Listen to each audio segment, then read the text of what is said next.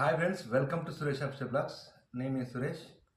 నేను మధ్యాహ్నం అయితే చిట్యాల పోయినగా, చిట్యాల నుంచి రాగానే ఇప్పుడు 9 కొద్ది లేట్ అయింది. రాగానే మా వాళ్ళు గరం ఉంది అన్నం వెంబడే ఖాళీ కడుకొని తినమని చెప్పారు.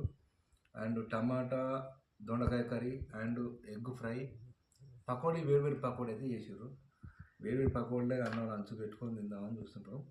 సరే ఫ్రెండ్స్, మీరు డిన్నర్ అయిందా మీ అందరికీ? ఓకే ఫ్రెండ్స్, నేనైతే డిన్నర్ స్టార్ట్ చేస్తున్నాను. ఎందుకంటే డిన్నర్ స్టార్ట్ చేయగానే నేను లైవ్కి వెళ్ళాలి.